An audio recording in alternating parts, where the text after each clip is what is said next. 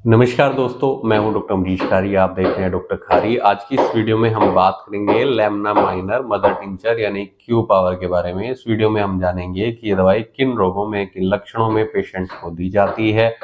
जानने के लिए वीडियो पूरा देखें। अगर आप हमारे चैनल पर नए हैं तो चैनल को सब्सक्राइब कर लें ताकि आने वाली हेल्थ रिलेटेड वीडियो से आप अपडेटेड रहें।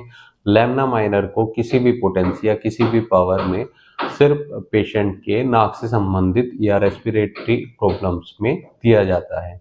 नाक से संबंधित रोगों की बात की जाए तो नेजल पॉलिप्स यानी नाक में मांस का बढ़ना या फिर पेशेंट को नाक में ब्लॉकेज होना, ऐसे रोगों में ये दवाई बहुत इफेक्टिव रहती है। इसके कारण आने वाली परेशानियों को भी ये दवाई ठीक करती है, जैसे पेशेंट को सांस लेने में तकलीफ होना या फिर अस्थमा के केस में ये दवाई पेशेंट्स को दी जाती है। सिम्टम्स की बात करें तो पीएनडी के केस में भी ये दवाई दी जा सकती है, यानी पेशेंट को नेजल डिस्चार्ज साथ में देखने को मिलता है, तो ये दवाई बहुत इफेक्टिव रहती है। इसके अलावा ये दवाई एट्रोपिक राइनाइटिस में दे सकते हैं या फिर पेशेंट को ये दवाई कोल्ड एंड फ्लू में भी दे सकते हैं, जहां पेशेंट का नाक बंद हो जाता है, रात में सही से नींद नहीं आती है, सांस लेने में तकलीफ होती है।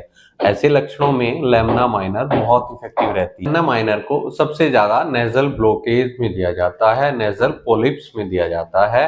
हमारे नाक के अंदर इन्फ्लामेशन अगर आ जाती है म्यूकस मेम्ब्रेन में, जिसके कारण पेशेंट का नाक बंद रहता है, पेशेंट को इरिटेशन रहती है, सांस में तकलीफ आती है, छींकें लगातार आती हैं, सिर दर्द की शिकायत आ सकती है, पेशेंट मुंह से सांस लेता है, तो ऐसे केस में कई बार नेजल पॉलिप्स के ये दवाई बहुत असरदार रहती है। नाक में इन्फ्लामेशन के साथ साथ मांस का बढ़ने की शिकायत अगर देखी जाती है, ये लंबे टाइम तक भी चलती रहती है। शुरुआती लक्षणों में पेशेंट कुछ एंटीबायोटिक्स का या पेन किलर्स का या एंटी एलर्जिक का सहारा लेता है, लेकिन दोस्तों धीरे धीरे बढ़ने पर इसका ट्रीटमेंट सर्जरी ही बचता है एलोपैथी में।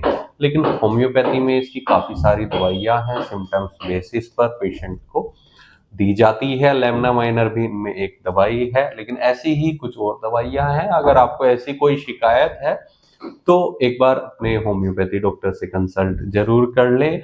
कोई भी दवाई का सेवन खुद से नहीं करना चाहिए। इसके लिए आप हमसे भी संपर्क कर इलाज या सलाह ले सकते हैं। माइनर के अगर डोजेस की बात करें, जो मदर टिंचर फॉर्म होती है, इमरजेंसी केस में आप इसे यूज कर सकते हैं 10 to 15 ड्रॉप्स थोड़े पानी में डालकर दिन में 3 से 4 बार।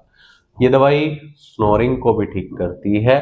अगर आपको रात में नेजल पॉलिप्स के कारण खर्राटे आते हैं, सोने में तकलीफ होती है, तो आप उस केस में भी इस दवाई को ले सकते हैं। लॉस ऑफ स्मेल में भी बहुत इफेक्टिव दवाई ये रहती है, यानी सुगंध आपको नहीं आ रही है, नाक बंद हो जाता है।